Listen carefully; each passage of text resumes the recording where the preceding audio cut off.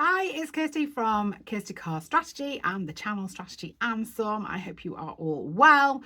I'm back this week with another video sharing my insights from my 18 years as a corporate buyer of billions of pounds worth of services and creative services. And now I help small businesses just like you take those steps into becoming a preferred supplier.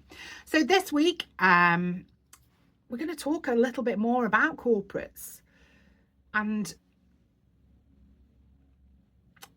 how am I going to preface this? I guess I'm going to preface this with, I hope this video allows you to sort of say goodbye to fear and say hello to opportunity, because I'm going to dispel some myths or try and comfort you that the corporate world is not this big, bad, scary land for suppliers. Now, I could tell you my fair share of horror stories, having spent 18 years in industry. But let's be honest, horror stories and when things go horribly wrong are always the smallest part. It's like anything. No one ever really talks about the good stuff. So I'm going to dispel some myths, and I'm hopefully going to give you a little bit of comfort as a corporate curious supplier, potentially, that this is absolutely the right space for you to be in order for you to add a corporate revenue stream and to grow your own business, because you have got skills and you've got knowledge and you've got expertise that corporates are absolutely looking for on a daily basis. So let's go. Let's dig in. Why corporate clients are not as scary as they might seem. Now, corporate can get a bit of a bad reputation, and it's usually culturally, it's usually because it's very stiff, and it's very regimented, and you know, some companies have got great people policies, other companies don't. And there are multiple reasons why people will slate being in corporate. I, for one, think corporates are brilliant. I think corporates have an amazing amount of opportunity to change the way that they do things. I do think a lot of it has to do with upper level of management, and that's the same as any business. In the same way that we get to make the decisions in our business, there's a board of people who are trusted to make decisions in bigger businesses. Oops. Let's kick the camera over. And they're responsible for that, and they have to make decisions based on what's available to them at the time. Sometimes we get things right, sometimes we get things horribly wrong. We're all human. I think what is the most important thing is that we learn from that, and that's possibly the bit where corporates aren't as flexible and aren't as able to learn maybe as quickly as smaller businesses are. But there's huge opportunity working with corporate. There is huge credibility working with corporate. There is huge financial reward working with corporate.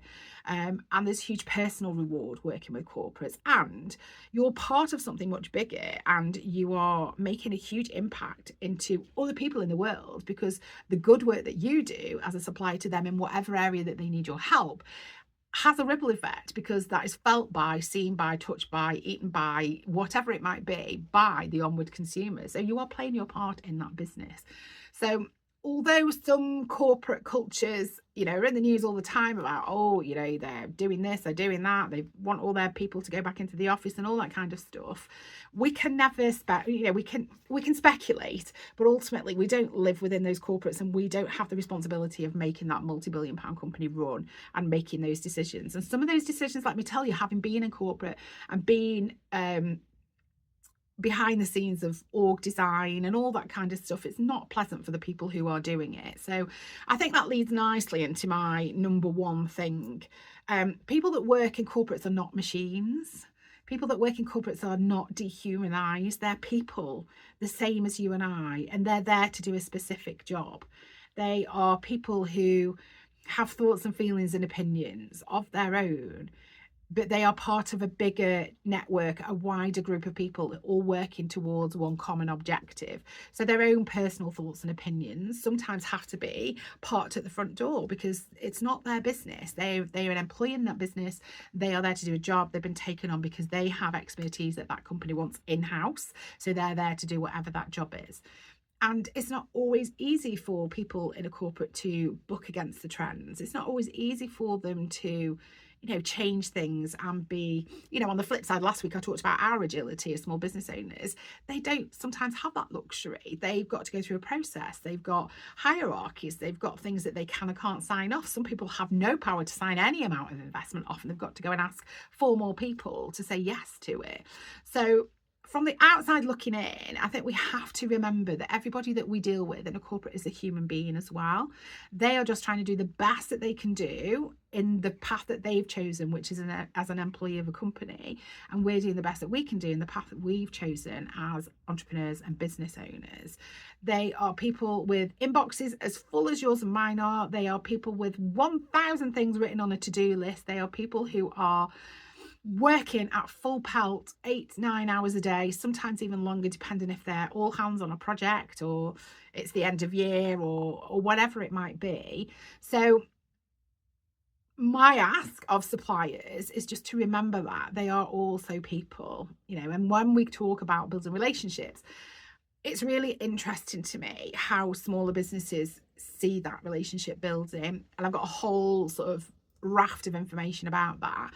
But as a small business owner, and as somebody who has full control, and as somebody who makes the decisions, and as somebody who, for example, for myself, I've come from corporate. So I've come from a place where I haven't had full autonomy to make the decisions. There's always been somebody higher than me that has the final say. Now I have the final say. But as somebody who's come from that background, I also understand that the person that I'm talking to on that one-to-one, they're in the position that I maybe was 5-6 years ago. They're having to go and speak to somebody else. So I understand that there's layers. So I would ask that we remember that people who work in corporate are humans the same as we are. And it's about how we approach them, how we respect them, how we talk to them, and how we build those relationships. When corporates engage with a small business provider, they want you to, they want you to succeed. They are willing you on to succeed. They are willing you on to do a really good job.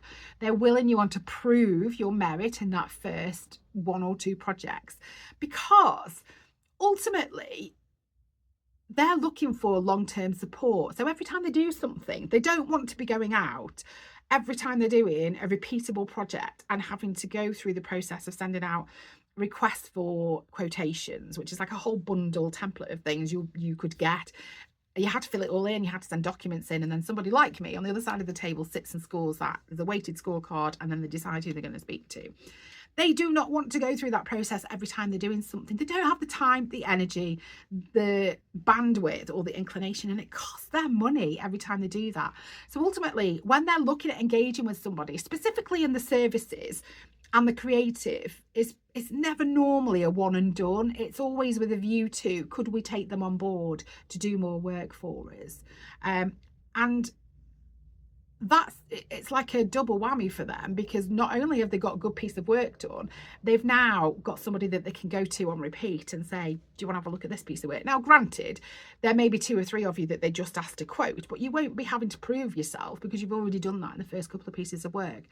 And it makes them look good, like they've spot on chosen the right vendor who's come in, got off the ground very quickly, delivered great pieces of work, and they want to build on that. So they're looking for you to succeed. They do not want you to fail. They absolutely do not want you to fail. They're not sitting there wasting their precious time thinking, oh, we'll get these people in and then they can just do whatever and not really bothered if it works out or not. I guarantee you nobody in corporate is having that conversation, because they don't got time for that. They really don't. I think I've talked about this a lot. Your skills fill their gaps. So as I've said before, you've got unique skills that fill the gaps that they can't fill internally. So if you think about creatives, for example, so in a marketing team, internally in a brand or a corporate, generally speaking, it's like the strategic side of marketing.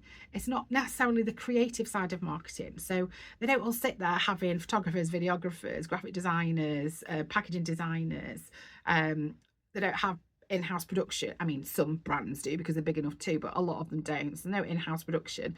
There's no in-house creative team. So they need all of those things, those gaps filling, the same as in professional service. So they don't necessarily have somebody that just sits in learning and development that can just train people, because that it's just not how it is. New things, new legislation, new requirements come in all the time. So they're looking externally to people who are going out and keeping their knowledge bank up to date and doing those qualifications, because they are actual training companies. They're not going to have that internally.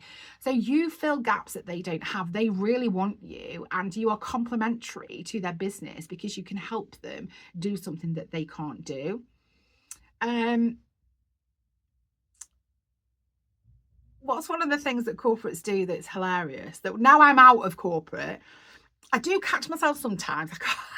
I can't say I don't, but I'm very aware now I'm not in the corporate world, how much complete BS lingo, jargon, language is used, that normal people who would be sat around a table having a cup of coffee at 11 o'clock on a Monday morning just wouldn't use to talk to each other.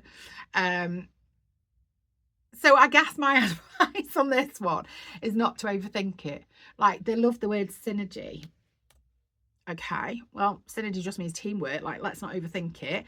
But I think some people think that throwing in 18 different buzzwords makes them sound more intelligent than they actually are. And a lot of times people will sit in meetings saying stuff and other people will be there going, what do they actually mean by that? Like, can we just not speak English? Can we get rid of all of the, the corporate lingo and the corporate jargon? And that's internally as well. So it's not just a you problem. That's an internal problem. And I laugh now when I see things. I just say, oh, corporate speak. And it just gives me a little chuckle. But you will have to get used to it. Like, I cannot say that people don't use it, because they do. But I guess my message to you is, don't overthink it. When they start throwing words like blue sky thinking, let's circle back around. Like, it's just, somebody's told them that that's a corporate way to speak. You just have to roll with it and let them get on with it. And bother on. And if you don't know something, just ask. If you're in a meeting and somebody's being, I don't know, if somebody's using the whole corporate dictionary, just act like if you are in a meeting, just put your hand up and say, look, we're from a creative industry. Can you talk to us in plain English about what it is that you actually want or what your problems are? And they will probably back down and lose the lingo dictionary and speak to you like you were just having a coffee and Costa. Other coffee shops are available on a Monday with some people that you work with. So yeah, don't get overwhelmed, don't get intimidated. If you don't know, ask, and just think that it makes them happy. If it gets them through the day, sometimes it's the only way that they get to communicate with other people internally as well. So they may not be happy using it. It's a case of, if you can't beat them, join them. And be confident. Like, confidence sells. So show that in your work. Like, approach with confidence, not fear. If you're going to approach a corporate or brand or an SME and you're going to be all like, oh, please, sir, can you have a look at my deck? Oh, please, madam, can you look at this? Oh, please, like, they're going to think, who's this person? They want you to be able to stand in your field, in your zone of genius, and be able to deliver. And first impressions matter in a corporate. As much as I hate to say that, first impressions matter. You could be the best at what you do, but if you come into a meeting or a tissue session, by the way, that's just another word for chemistry session. It's just another word for let's get to know each other and see if we vibe. But you'll hear that used quite a bit. If you go into that all timid and all, you don't ask questions, and they're just going to think, wow, this, I'm not sure that they're, because what they don't want is for you to be a walkover. And this is where I think my procurement head is slightly different to other people in the field. Some people would say that procurement are just there to make sure they get the lowest cost and to beat the supplier into submission to get the lowest cost. Actually, mature, experienced, educated, forward-thinking procurement person doesn't think like that at all. They're wanting a partner. They're wanting somebody that's going to stand up to them, because ultimately they're buying in. And I'll go, I could go back to the last 5 things I've said. They're buying into you because you've got something that they don't have. Therefore, they need you. So what they need is for you to step up and be the leader in that space and to lead them to where they need to be to. If you're going to come in sort of afraid and a little bit, yes, I'll do everything that you tell me to do, that isn't what corporates need. They need somebody who's able to say to them, hang on a minute, you're being a bit of it right now. That isn't going to work. We've told you it isn't going to work. We've got the evidence that says it doesn't work, blah, blah, blah, blah, blah, etc., etc., etc. I will tell you now, from my 18 years in industry, I have more respect for suppliers who are able to say and verbalise and have a conversation and say, we don't think that's right for you. We disagree. We think this because of X, Y, and Z. Here's what backs it up. And is able to convey that and have that conversation than a supplier that just rolls over and has its tummy tickled, because there's no substance there. and I want a supplier, provider that is going to be able to call me out when we're not doing what we need to do, but add so much value, because that's what we're bringing you on board for. So approach with confidence and not fear. You are the expert in your field, the same way they are the expert in theirs. Don't be afraid to own that. Do not be afraid to own it. So hopefully that gives you a little bit of insight in the fact that, you know, corporate clients aren't scary. There are some things that they do that might feel a bit weird to us because it's not our everyday. There are some behaviours that they might demonstrate that we're a little bit, again, we might feel uncomfortable with because it's not the way that we work. But just remember that they're human beings.